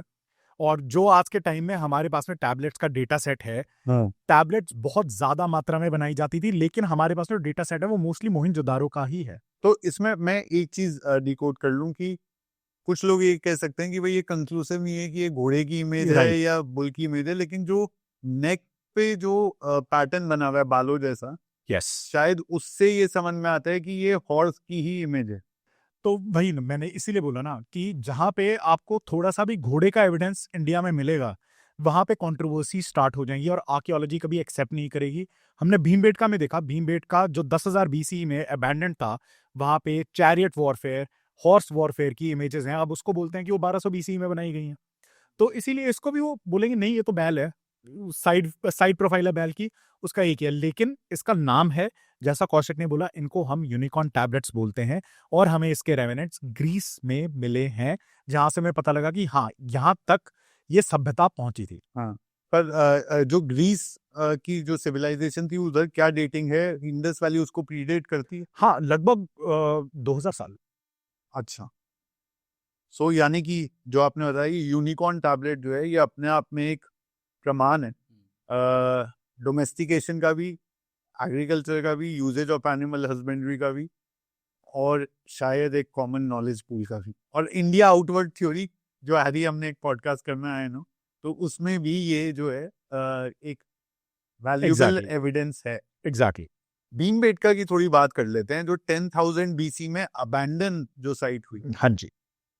तो वो साइट स्टार्ट कहाँ से हुई होगी? क्योंकि क्या वो ब्रिज है यंगर ड्राइस के पहले और बाद के सिविलाइजेशन से? अब इंटरेस्टिंग बात यह है कि भीमबेटका तब खत्म हो रही है जब हमारे पूरी दुनिया में बाकी आर्कियोलॉजिकल एविडेंस स्टार्ट हो रहे हैं। तो मैं कोई लिंक नहीं एस्टैब्लिश कर रहा हूं, लेकिन भीमबेटका में ओल्डेस्ट टूल्स जो मिले हैं वो है 1,00,000 साल पुराने, और वो 1,00,000 साल से 10,000 बीसी तक पूरा का पूरा कंटिन्यूसली इनहैबिटेड केव्स थे। और वो वहां अबैंडन होता है जहां पर 7 सेजेस निकलते हैं। यस, ये आप बोला देखो। हाँ, आप बिल्कुल मैंने आपको हाँ। यस बोला, क्योंकि ये टाइमलाइन मैच करती है ऑलमोस्ट यंगर ड्राइस के आसपास। तो हमारा आज का इतिहास, अब गोबेकली तेपे आज की सबसे पुरानी साइट है, आज का इतिहास हमारा यंगर ड्राइस से 2000 साल बाद में शुरू होता है। भीमबेटका तभी अबैंडन हो रही है, यानी जब भीमबेटका टाइमलाइन पे एंड हो रही है, तब हमारी आज की आर्कियोलॉजी स्टार्ट हो रही है। और यहाँ पे एक और जो पैटर्न मैं कहूँगा, जिसको मैं लाना नहीं चाहता बट काइंड ऑफ हम सब उसको एग्री करते हैं, वो ये है कि जितने भी ये जो वेस्टर्न कंट्रीज है ना, ये हमसे ही चुराया हुआ ज्ञान हम पे थोपते हैं। आप मानो ना मानो, बट ये कहीं ना कहीं ऐसा लिंक है। जैसे मैंने वो बात बताया था कि अलेक्जेंडर द ग्रेट की कहानी, जो सच में कोई ग्रेट नहीं था, बट उसको बनाया ऐसा गया कि अलेक्जेंडर द ग्रेट हो गया। तो इसके बारे में जो मेरे को या कॉमन नॉलेज में है अलेक्जेंडर द ग्रेट के बारे में, वो तो ये है कि उसने पूरी दुनिया जीती, इंडिया के भी वो बॉर्डर तक आया, बट फिर उसने डिसाइड करा कि भाई मैं इंडिया इन्वेड नहीं करूंगा, फ्रेंड ऑफ इंडिया था वो, और वो लौट गया वहां से। इसकी जो स्टोरी उनके साइड से है वो ऐसी है कि, तो इसमें जो वॉर होता है, इसमें ऐसा मेंशन्ड है कि वो राजा पौरुष को हरा देते हैं। हराने के बाद वो उनकी कुशलता को देख के इतना ज़्यादा खुश हो जाते हैं कि उसको उसी का राज्य उनको वापस करके और हाथ जोड़ के चले जाते हैं कि हाँ भाई, मेरा यहाँ तक मेरा कर्तव्य पूरा हो गया, मैं जा रहा हूँ। तो अलेक्जेंडर द ग्रेट इतने ग्रेट थे उनके स्टोरी से। लेकिन अगर हम भारतीय इतिहास पे आए तो हमें उनका नामो निशान क्या, एक जिक्र भी नहीं मिलता। हमें कोई एक ऐसा इंसिडेंट भी नहीं मिलता जहाँ पे ऐसा मेंशन हो कि हाँ, कोई अलेक्जेंडर द ग्रेट या सिकंदर आया था जो यहाँ पे आकर के लड़ा था या जीता था या हारा था। हमें ऐसा मिलता ही नहीं। तो अगर कोई यहाँ पर इतना बड़ा युद्ध करके जीतेगा तो शायद हमारी हिस्ट्री में कहीं ना कहीं डॉक्यूमेंट होगा। और ऊपर से चीज़ें ये हैं कि जो भारतीय राजाएं थे, ये शुरुआत से ही हमारे यहाँ ना हाथियों को बहुत ज़्यादा माना जाता था। अगर आप देखोगे हमारे प्राचीन युद्ध कलाओं में हाथी सबसे आगे होते थे, और हाथी ऐसे जीव थे ना जिसको इंडिया में ही सबसे पहले पेट किया गया था, मतलब उनको ट्रेनिंग दी गई थी, युद्ध अभ्यास करवाए गए थे। और जब ये बाहर से जो इन्वेडर्स आते थे ना, ये 90% ऑफ द टाइम ये हाथियों को देख के ही डर जाते थे, क्योंकि उन्होंने जीवन में कभी नहीं देखा। इतना बड़ा अलेक्जेंडर के साथ भी यही हुआ था कि हाँ। उन्होंने कभी जिंदगी में इतने बड़े बड़े हाथी नहीं देखे थे। तो उनकी जो टीम थी ना, जो साथ में आए थे लड़ने के लिए, वो ऑलरेडी काफी थके हुए थे, क्योंकि वो जिस एरिया से आ रहे थे वहां से उनको बहुत ज्यादा कुछ हासिल नहीं हो रहा था। और जब तक वो यहाँ तक पहुंचे थे, वो खुद में ही इतने ज्यादा टूट चुके थे कि वो आगे और लड़ना ही नहीं चाहते थे। तो जब उन्होंने हाथी देखे तो उनके पसीने ऐसे ही छूट गए और वो उल्टे पांव वहीं से भागे थे। लेकिन क्योंकि इसका वर्णन नहीं है हमारे पास, तो उन्होंने अपनी स्टोरी इस तरीके से लिख दी। या शायद तक्षशिला या नालंदा में हो, हाँ, या शायद हो, जो कि आज मिटा दी गई है, जो हमारे पास अवेलेबल नहीं है। और अगर आप देखोगे ना, मैं किसी भी फील्ड में उठा लेता हूँ, चाहे आप सर्जरी ले लो, चाहे आप ज्योमेट्रिकल एविडेंसेस ले लो, चाहे आप प्राचीन मैं कह रहा हूँ एरोडायनेमिक्स की बातें ले लो, तो हमारे पास ना इन सभी चीज़ों के रिटन, चाहे आप संहिता बोलो, वेद बोलो, ग्रंथ बोलो, ये हमें मिल ही जाता है। विमान शास्त्र है हमारे पास, वास्तुशास्त्र है हमारे पास, और इस तरह के ज्योमेट्री को भी लेकर के है हमारे पास। और हमारी जो कला थी वो प्राचीन समय से ही हमने एस्ट्रोनॉमी को बहुत ज़्यादा फोकस किया है। इवन जो भारत की अपनी जो कैलेंडर थी वो बहुत अच्छे तरीके से बैठती है। हमने लूनार साइकिल्स को हम फॉलो करते हैं, हमारा लूनार साइकिल का कैलेंडर है। ग्रेगोरियन कैलेंडर जो है ये हमको बाहर से थोपा गया, हाँ, जिसमें खुद में ही बहुत सारे कमियां हैं, और उसमें भी बहुत सारे वर्ड से जो कि इंडिया से ही उठाए गए हैं। एक और चीज़ है, जैसे कि अगर आप देखोगे हम बात करें नए साल की शुरुआत की, ठीक है, जनवरी में हम नया साल मनाते हैं, बट जनवरी एक ऐसा टाइम पीरियड होता है जो होता है पतझड़ का मौसम। हाँ, जिस टाइम पे आप जितने भी फूल देखोगे, फूलों के पेड़ देखोगे, बाग बगीचे देखोगे, सब सूखे पड़े रहते हैं। लेकिन जो हमारे यहाँ के हिसाब से जो नया साल आता है वो कब आता है? बसंत के बाद आई थिंक अप्रैल में। अप्रैल, हाँ। और अप्रैल का टाइम जो होता है वो बहुत ही सुंदर होता है। अगर आप देखोगे तो उस टाइम बाहर चमकते हैं, मतलब फूल पौधे वगैरह एकदम खिलखिलाते हैं एक तरह से। मैं इसको दूसरी भाषा में डालता हूँ, जो हमारे हिंदू टेक्स्ट के हिसाब से, कि सर्कल ऑफ लाइफ जहाँ पर पूरा होता है, यानी कि प्रकृति जब फलती है, फूलती है, बड़ी होती है, सूख जाती है सर्दियों में, और उसके बाद जब दोबारा जन्म लेती है, तो वहां से हमारे नए साल की शुरुआत होती है। इस और तरह ये से सिर्फ हमारा नया साल नहीं, सारी प्राचीन सभ्यताओं का नया साल ग्रेगोरियन कैलेंडर सबके ऊपर थोपा गया है। चाहे आप चाइना उठा लो, आप इंडिया उठा लो, आप एंशिएंट इजिप्ट ले लो, आप सुमेर लो, सब ही पंचांग का इस्तेमाल करते थे। तो पंचांग जो है वो ग्लोबल कैलेंडर होता था, ये एस्टैब्लिश्ड है। एब्सोल्युटली। सो आप ये नहीं बोल सकते कि पंचांग था, बट पंचांग ही फॉलो करते हैं। पंचांग क्या है?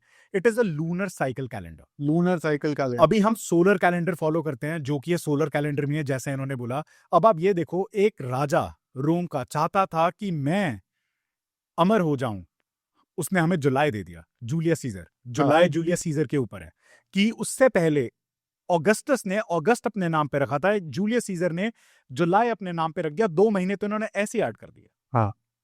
तो क्या ही साइंटिफिक मेथड होगा। और पंचांग अकेला ऐसा कैलेंडर है आज के टाइम में जो सरवाइव करता है, विच इज साइंटिफिकली एक्यूरेट। अब जितने भी हम अपने दिवाली मनाते हैं, होली मनाते हैं, डेज चेंज होते हैं। हमारे लिए हम ग्रेगोरियन यूज कर रहे हैं। पंचांग में उनकी तिथि कभी चेंज नहीं होती। तिथि based calendar is the most scientific calendar. और इतनी देर में मैं आपको एक और इंटरेस्टिंग चीज बताऊं पंचांग के बारे में। पंचांग इस तरह से लिखा जाता था कि आपको एस्ट्रोनॉमी सीखनी नहीं पड़ेगी।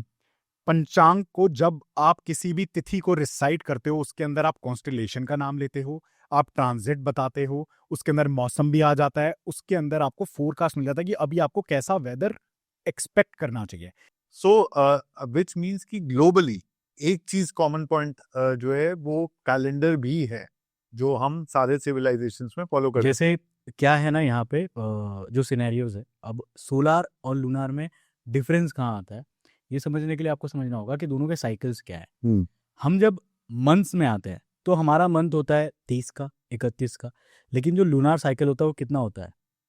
28 27 days 27 days, हाँ। 27 days और सम 27 3/4 ऐसे कुछ होता है, राइट? हाँ। तो जब हम लूनार कैलेंडर में आते हैं ना, वो एकदम एग्जैक्ट बैठता है। मतलब कभी भी ऐसा नहीं होता कि एक महीने में एक्स्ट्रा दिन निकल गए या ऐसा हो गया। मतलब तिथि के हिसाब से तिथि जो है वो एक्यूरेट बैठता है। लेकिन आप अगर हम ग्रिगोरियन में आए तो यहाँ तो पहले तो ये कॉन्सेप्ट आ जाता है कि 30-31 फिर ये फेब को अलग से ट्रीट करते हैं कि नहीं भाई तुम्हारा तो 28 का दिन होगा। अच्छा लीप ईयर आ गया 29 ले लो।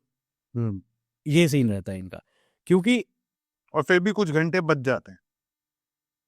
या we are always off by I think 16 minute है या 18 मिनट है, ऐसा कुछ है। असल में क्या है जो मैं आपको बता रहा था ना कि जो अगर हम इस चीज को रोटेशन को अगर देखते हैं हाँ तो क्या होता है कि कभी कभार सिनेरियोज ऐसे बनते हैं दिनों के, और दिन में ही खास करके डेज में 24 आवर्स जो है वो एग्जैक्ट नहीं होता। 24 आवर्स सब मिनट्स होते हैं और वो बढ़ता घटता है। जैसे मैंने बताया ना कि वॉबलिंग से वो फर्क पड़ता है। स्टैंडर्ड टाइम जोन में बहुत बार करेक्शंस आते हैं, बहुत बार टाइम्स को कुछ मिनट्स माइनस किया जाता है, हाँ कुछ मिनट उसमें एडअप किया जाता है, और ये काफी बार हुआ है। मतलब पिछले 10 सालों में कई बार ऐसा किया गया है। हमें ये पता नहीं चलता क्योंकि हम आज के मॉडर्न युग में मॉडर्न क्लॉक को देखते हैं जिसमें ऑलरेडी वो अपडेट हो जाता है। लेकिन इस स्टैंडर्ड टाइम को जो है ताकि सारे कंट्री सही तरीके से फॉलो करे, तो इनका जो एकदम मीडियन लाइन है जहाँ से 0 डिग्री स्टार्ट होता है, जो कि हमारे Greenwich है अभी। ब्रिटिशर्स ने उन्होंने अपने आप को ही बना दिया कि सेंटर मेरे यहाँ से ही शुरू होगा, ग्रीनविच। लेकिन उसके पीछे जो था हाँ। वो उज्जैन उज्जैन इंडिया के सारे शास्त्रों में Ujjain is taken as the centre, और उसके बाद में इसके ऊपर शिव अक्ष रेखा भी बनी, जहाँ पे बहुत सारे हमारे टेम्पल्स एक ही लाइन में। आई गेस हमने ये शिवा वाले पॉडकास्ट में डिस्कस किया है। एक टाइम पे इंडिया ग्लोबल हब हुआ करता था नॉलेज का, और ये केवल इंडिया में ही नहीं है। आप चाहे चाइनीज टेक्स्ट में देख लो, जापानीज में देख लो, ग्रीस में देख लो। ग्रीस के साथ तो हमारे कनेक्शन बहुत अच्छे थे। इवन ग्रीस के लोग जो है, अगर मैं आपको एक आइडिया दूं, अफगानिस्तान पाकिस्तान वाला जो एरिया है और ये जो नॉर्दर्न इंडिया वाला एरिया है, यहाँ पे ना ग्रीस के लोग काफी आया करते थे और हमारी आपस में शादियां भी होती थी। राइट। बहुत सारे ऐसे वर्ड्स है जो ग्रीस और इंडिया में ना सेम है, जिनका उच्चारण भी सेम होता है। और सिर्फ ग्रीस में ही नहीं, बहुत सारे ऐसे अलग अलग लैंग्वेजेस है जहाँ पे इंडिया के ही वर्ड से यूज किए जाते हैं।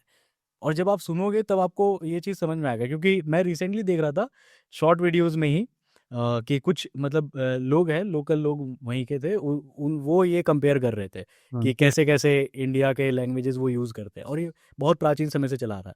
तो इसका मतलब ये है कि उनकी जो लैंग्वेज है वो कहीं ना कहीं हमारे से जुड़ी हुई है। जैसे हम अभी इंग्लिश से इन्फ्लुएंस होकर बहुत सारे वर्ड्स को ऐसा यूज करते हैं कि हम उनका हिंदी महत्व ही भूल चुके हैं।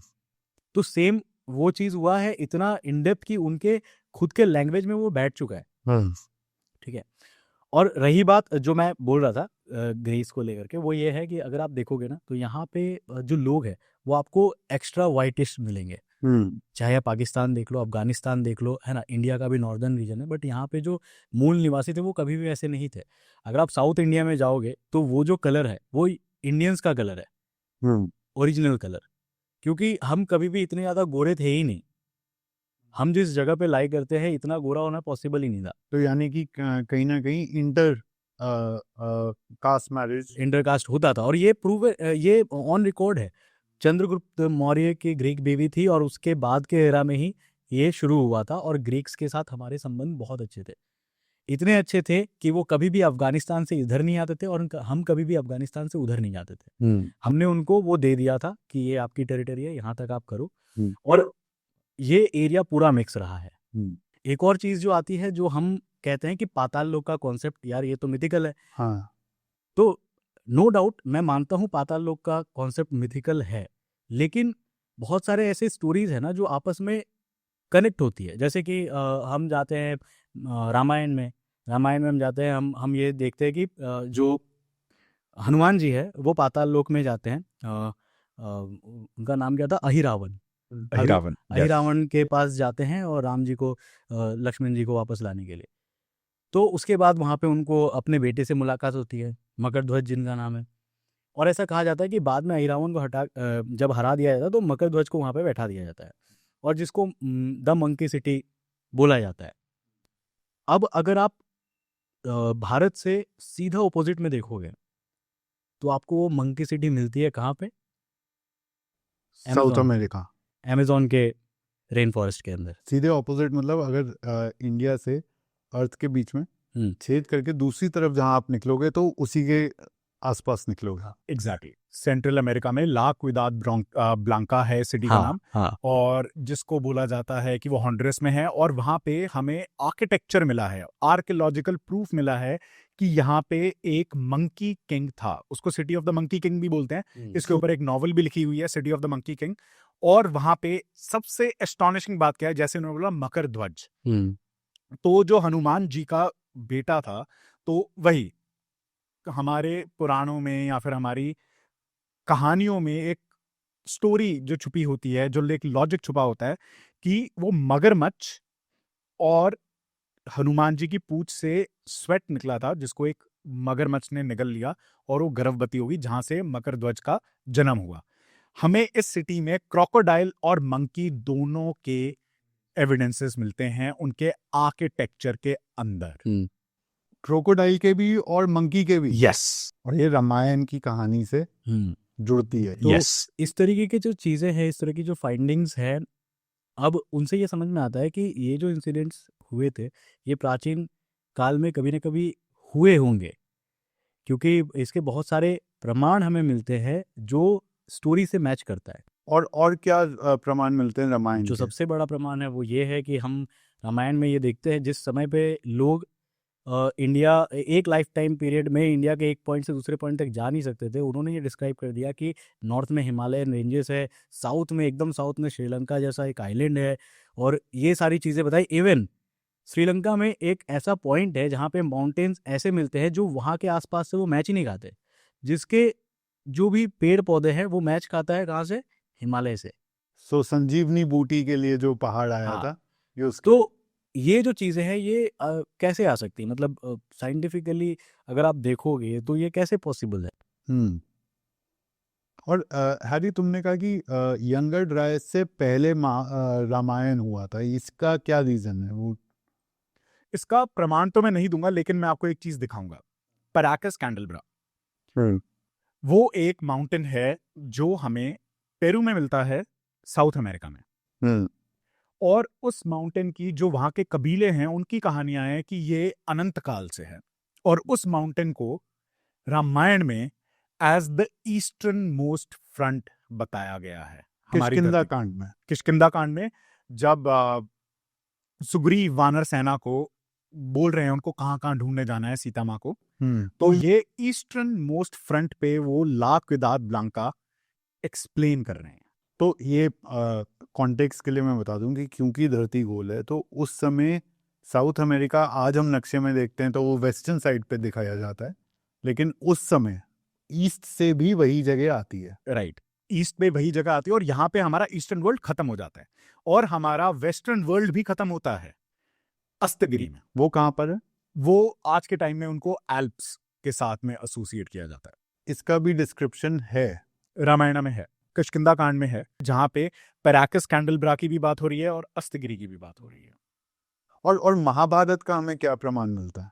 महाभारत के भी बहुत सारे प्रमाण हैं। महाभारत का सबसे जीता जागता जो प्रमाण है वो है द्वारका नगरी, जिसके रिमेन्स हमें मिले हैं, जिसको हम नकार नहीं सकते। यस। और जिस हिसाब से उसमें कहा गया था कि इस तरह की कोई सिटी थी जो कि समुद्र के अंदर विलीन हो गई, वो सही में समुद्र के अंदर विलीन है। यस। अगर हम, बहुत सारे ऐसे व्यूअर्स हैं जो वेस्टर्न चीज़ों से बहुत इन्फ्लुएंस्ड रहते हैं, तो उनको ऐसा लगता है कि यहाँ पे जो बातें बताई जाती है वो बकवास है, तो सबसे फोकलोर है। बट सबसे ज़्यादा बकवास में अगर आप जाओगे तो एटलांटिस जो है वो सबसे बड़ा बकवास है, जिसको बनाया गया था ग्रीस के द्वारा। ग्रीक लोग जो थे उन्होंने एक ऐसा विजन रखा कि एक ऐसी सभ्यता है एटलांटिस जो कि समुद्र के अंदर कहीं गायब हो गई, जिसका कहीं से भी कोई प्रूफ नहीं मिला। हमने बहुत कुछ ट्राई किया उसको दिखाने के लिए कि यहाँ होगा, सहारा के रेगिस्तान के बीचों बीच होगा, वहाँ होगा, इस जगह होगा, बट वो कहीं नहीं मिला, क्योंकि वो एक कल्पना ही था। हाँ। लेकिन जब बात आती है हमारे इंडियन ग्रंथों की। स्क्रिप्चर्स की, तो वहाँ पे ना हमें लिंक्स मिलते हैं, और सिर्फ लिंक ही नहीं, हमें पर्टिकुलर जगह भी मिलते हैं, जैसे कुरुक्षेत्र हो गया। हाँ। जैसे आप आज भी सोमनाथ में चले जाओ, वहाँ पे मंदिर के पास में एक स्टैचू है जो एकदम साउथ की डायरेक्शन में दिखाता है, और वहाँ पे क्लियरली मेंशन्ड है कि यहाँ से कितने गज दूर जो है एक हिम श्रृंखला की शुरुआत होती है, ऐसा क्लियरली मेंशन्ड है। और उतने ही डिस्टेंस पे एकदम एक्यूरेटली अंटार्कटिका लाई करता है। तो कैसे पता था उनको? उस समय ये नॉलेज और थी? हम ये कमाल। मानते हैं कि जो वॉयेजर्स थे वो बाद में आए थे, ब्रिटिशर्स ने भेजा था, फ्रांस मैन गए थे, इंग्लिश मैन गए थे, और पोर्टुगीज गए थे, उन्होंने इंडिया को डिस्कवर किया। हम ये मानते हैं इंडिया को डिस्कवर किसने किया? वास्को डी गामा ने। भाई जब आप डिस्कवर्ड नहीं थे तब से इंडिया डिस्कवर्ड है, और अच्छा खासा फल फूल रहा था, हम बहुत आगे थे। सो यंगर ड्रायस 12,000 BC के आसपास का एक ऐसा ग्लोबल इवेंट जहां पर सारे उससे पहले के अगर सिविलाइजेशन रहे होंगे तो वो खत्म हो गए, और एक तरह से वो एक स्टार्टिंग पॉइंट बना उन सिविलाइजेशंस का जिनके बारे में हमें आज पता है, चाहे वो इंडस वैली सिविलाइजेशन हो, सुमेरियन हो, मेसोपोटामिया हो, इजिप्शियन हो, ग्रीस हो। सारे सिविलाइजेशंस कहीं ना कहीं उसके बाद एक टाइमलाइन में आते हैं। तो यंगर ड्रायस के टाइम पे ऐसा क्या हुआ था कि ग्लोबली पूरा सिविलाइजेशन खत्म हो गया था? तो यंगर ड्रायस इवेंट हुआ था समवेयर अराउंड नॉर्थ अमेरिका। आज के टाइम में बोला जाता है कि कनाडा के आसपास इसका इम्पैक्ट हुआ था। उससे क्या हुआ, इट वाज अ कॉमेट और इट वाज एन एस्टेरॉयड। इसके ऊपर डिस्प्यूट है। कॉमेट है जो वाइडली एक्सेप्टेड है अभी साइंस में। जब कॉमेट टकराया अर्थ से, तो जैसा डायनासोर्स के टाइम पे हुआ था, जब एक मीटियोर आया था या एस्टेरॉयड आया था और जब वो मेक्सिको में टकराया था और उसके बाद में वो सारे खत्म हो गए, वैसा सा कुछ हुआ। लेकिन वो इतना ज्यादा इम्पैक्टफुल नहीं था कि उसने सारी स्पीशीज को डिस्ट्रॉय कर दिया और अर्थ को एक रीस्टार्ट लेना पड़े। बट वो इतना इम्पैक्टफुल था कि उसने अर्थ के वेदर को बहुत ज्यादा इम्पैक्ट किया। वाटर लेवल्स बहुत ज्यादा राइज हुए, और ऐसा हो सकता है कि बहुत सारी सिविलाइजेशंस तब शायद अंडर वाटर चली गई हों। तो यानी वो एक मेजर ग्लोबल इवेंट था। Exactly, and 90% of the land was impacted by it. तो कौशिक ये बताओ कि आपको ऐसा लगता है कि उससे पहले के जो सिविलाइजेशन के लोग थे, कोई कंटिन्यूटी कहीं से आती दिखती है कि जो लोग बचे यंगर ड्रायस में उनकी एक सिविलाइजेशनल कंटिन्यूटी दिखाई देती है कहीं पर? ऐसा कोई एविडेंस मिलता है हमें? बेसिकली अगर हम देखें ना, तो जो भी यंग ड्रायस में जो इवेंट हुआ था, मैं ऐसा नहीं कहूँगा कि वो कम्प्लीटली इरेज कर चुका था, या उससे पहले जो हिस्ट्री थी, ह्यूमन हिस्ट्री थी, वो नहीं थी। ये डिस्प्यूट्स है, क्योंकि हमारे पास ना बहुत सारे ऐसे आर्कोलॉजिकल एविडेंसेस है जो ये हमें सजेस्ट करती है कि वो काफ़ी ज़्यादा पुरानी है, अराउंड 12,000 ईयर्स से भी पुराने। जैसे एविडेंसेस में अगर मैं आऊँ, तो सबसे पहला जो एविडेंस मिलता है हमें, आई थिंक उसको हमें लेना चाहिए स्फिंक्स का। स्फिंक्स एक ऐसा मैन मेड ऑब्जेक्ट है ना, जिसके बारे में किसी को भी नहीं पता था। मतलब स्फिंक्स को किसने बनाया था, क्यों बनाया था, किस लिए बनाया गया था। बाद में इसको इजिप्शियंस ने अपने अंडर ले लिया, लेकिन अगर आप देखोगे ना, तो स्फिंक्स के लिए कोई पर्टिकुलर हमें एक्सप्लेनेशन नहीं मिलता कि उसको क्यों बनाया गया। तो स्फिंक्स तो पिरामिड्स के सामने जो है टिपिकली पिरामिड्स के साथ ही एसोसिएट करके उसको देखा जाता है। आपके तो स्फिंक्स उससे पुराने हैं। और उसके साथ साथ गोबेगली टेपे का भी जो एविडेंस हमें मिलता है, अभी तक वो क्लियर नहीं है, बट बहुत सारी चीज़ें वहाँ पे ऐसे मिलती है जो कि I think 9 to 12,000 years back date में जाते हैं। तो गोबेगली टेपे को आई थिंक पूरे तरीके से ढक दिया गया था। इसको एक तरीके से मिट्टी में दफन कर दिया गया था, और वो नहीं चाहते थे कि किसी को दिखे। या फिर एक सेकेंड फ्रेज में मैं बोलूँ, तो मैंने जब इसमें स्टडी किया था तो मुझे ये पता चला था कि वो लोग चाहते थे कि ये कंजर्व्ड रहे, ये एटमॉस्फेयर के थ्रू ये खराब ना हो, और आगे के जो जनरेशन है वो इनको देख पाए, इसलिए उन्होंने जानबूझ के इसको ढका था, मतलब छुपा दिया था। दो बहुत सही बातें आपने बताई, तो एक एक करके उसको डिकोड करते हैं। एक स्फिंक्स और एक गोबेगली टेपे। तो स्फिंक्स के ऊपर पहले ये 12,000 बीसी से पहले का एक मॉन्यूमेंट हमें मिलता है। क्या इसको पिरामिड से डिसएसोसिएट क्या करता है? तो अगर आर्कियोलॉजी में आप देखो, जो चीज जितनी गहराई में पाई जाती है वो उतनी पुरानी होती है, और इसको बोलते हैं हम स्ट्रैटिग्राफी। फॉर एग्जाम्पल, अगर मुझे आज कोई चीज खोदनी है तो जितना नीचे मुझे लेयर में आर्कियोलॉजिकल एविडेंस मिलेगा वो उतना पुराना है। और स्फिंक्स के बारे में ये माना जाता है कि वो जितना आज बाहर है उससे ज्यादा वो अभी भी अंडरग्राउंड है। मतलब इसके इस स्ट्रक्चर के नीचे भी और कुछ स्ट्रक्चर है। यस। तो ये हम लाइडार से नहीं ढूंढ सकते कि अंदर कुछ है या नहीं है? हमने एक मोटा मोटा रीडिंग किया है, अगर आप इसमें सर्च करोगे ना तो मिलेगा इसके नीचे का। ओ, तो इसके नीचे ये पूरा ये चेम्बर बना हुआ है। ये मैंने नहीं देखा था आज तक। यही चीज़ है जो मैं आपको थोड़ी देर पहले बता रहा था कि स्फिंक्स अंदर से भी ना खोखली है।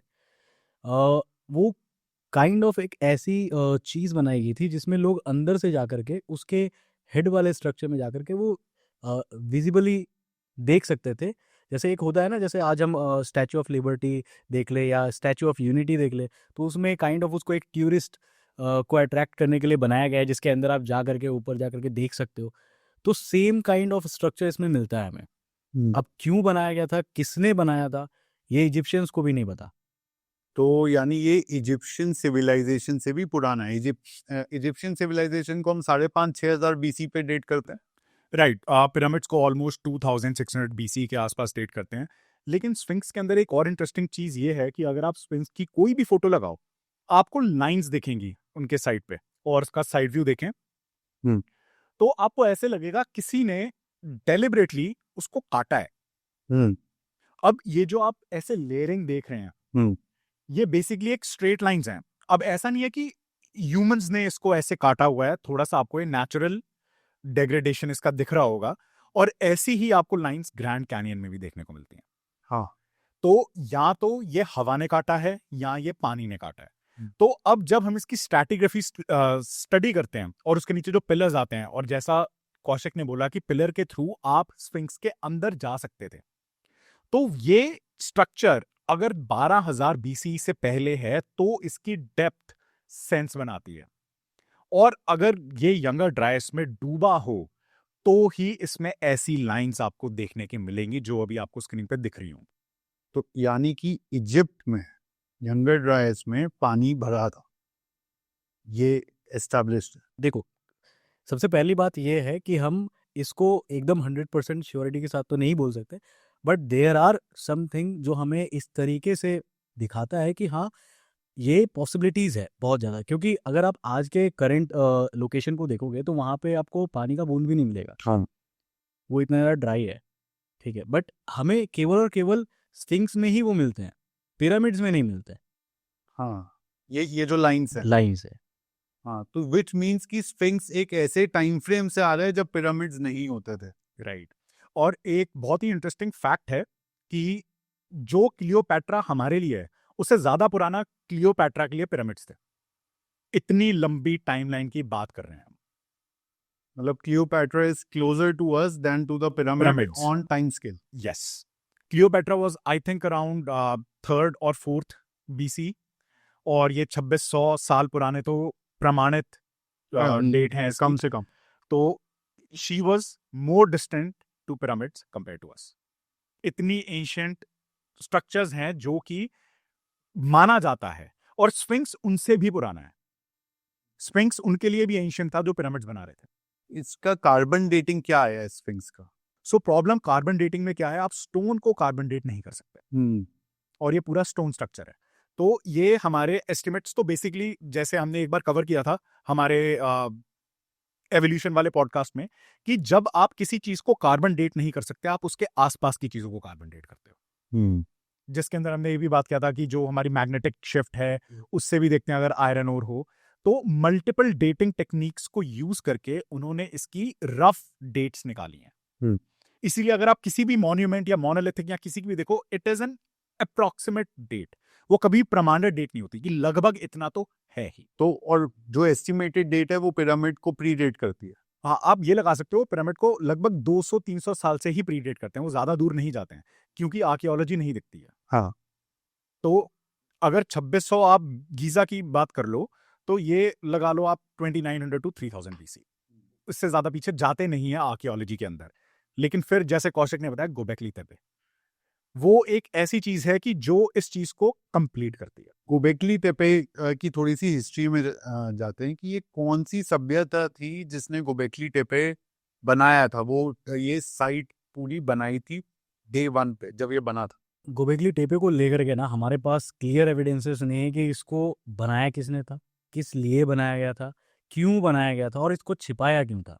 क्योंकि लोगों को ये मिला ही बहुत रिसेंट में और बात ये है कि ये इतना पुराना है कि हमें रिटन डॉक्यूमेंट्स में मिलता ही नहीं है कि इसका जिक्र कहाँ से ये आता है।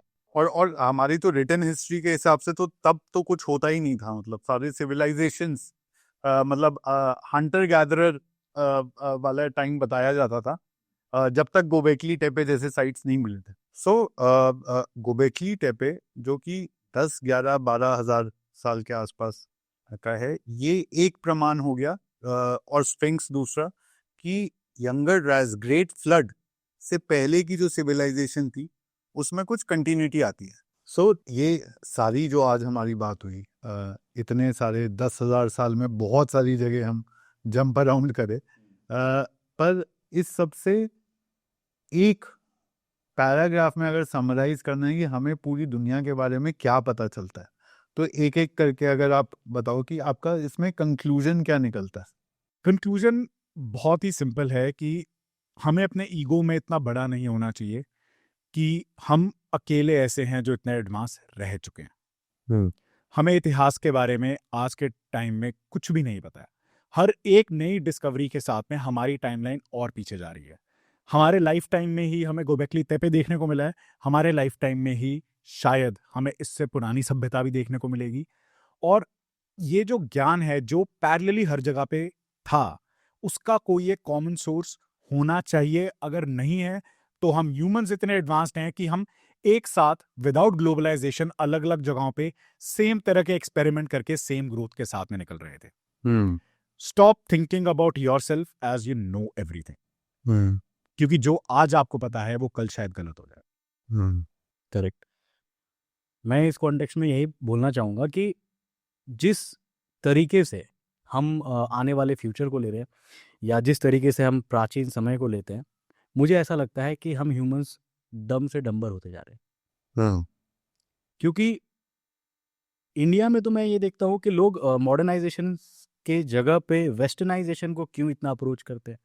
सेकंड चीज़ है मैं जब भी वीडियोस बनाता हूँ, देखो मैं ये क्लियर कर दूं कि मैं बहुत ज़्यादा आस्तिक नहीं हूँ, ना मैं प्रॉपरली नास्तिक हूँ। मैं बस बिलीव रखता हूँ क्योंकि बचपन से हमें ये सिखाया गया। लेकिन जो स्टोरीज़ है ना, इंडिया की पुरानी स्टोरीज़ है, आई थिंक लोगों को ये छोड़ के कि यार बाहर में क्या डिस्कवरी हो रही है, एक बार ये भी पढ़ो, उसको भी पढ़ो, पर उसके साथ इसे भी पढ़ो, ताकि आपको और क्लियर विजन मिले कि हम कितने एडवांस थे और क्या ज्ञान हमने खो दिया है।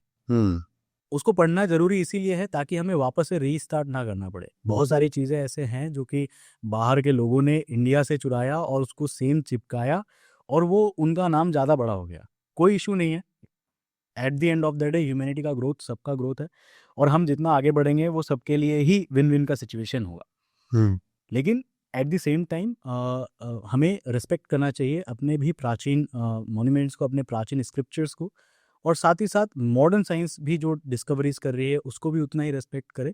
और इसी के साथ मैं कहूँगा कि यार देखो, कोई भी स्टोरी में सभी बातें झूठी नहीं होती। स्टोरीज कहीं ना कहीं से तो बनती है, हाँ, और उनका कहीं ना कहीं से एक फ्रेम आता ही है। तो स्टोरी सुनते रहो, स्टोरीज पढ़ते रहो और सीखते रहो। मैं व्यूअर्स को ये कहूँगा कि मुझे उम्मीद है आपको इस तरह के फॉर्मेट का पॉडकास्ट पसंद आया होगा। अगर हाँ तो कमेंट्स में ज़रूर बताना। और हैरी भाई और कौशिक भाई को बहुत बहुत धन्यवाद। I think both of you are knowledge banks within yourself, कि आप इतने ओपन हैं इस तरह के डिस्कशंस में आने के लिए। बहुत हिम्मत लगती है किसी भी क्रिएटर को इस तरह से एक रैंडम कॉन्वर्सेशन में वैल्यू ऐड करने के लिए आने के लिए। तो thank you for making this effort, making this time. And ये मेरे लिए बहुत बड़ा ड्रीम पॉडकास्ट है कि आप दोनों को मैं साथ में ला पाया। So thank you for making this happen. Thank you, Taran. It was really fun. Thank you, Kaushik. आप दोनों को भी थैंक यू सो मच कि मुझे यहाँ बुलाया गया। एंड मैं ये चाहता था कि इस तरह के कॉन्वर्सेशंस इंडिया में हो, क्योंकि इंडिया में लोग नॉलेज को आई थिंक उतना ज़्यादा प्रेफर नहीं करते, but at the end of the day जो हमारे हाथ में है उसको करना बहुत ज़रूरी है। अगर इस तरह का जैमिंग सेशन पसंद आ रहा है आप लोगों को तो डेफिनेटली आप अपना एंगेजमेंट दिखाना। अगर ऐसा रहा तो हम फिर से मिलेंगे, फिर से ऐसे ही बातचीत करेंगे किसी नए टॉपिक्स के साथ और सारे रिसर्च डेटा के साथ। क्यों? Absolutely. Looking forward to that. Thank you. Thank you.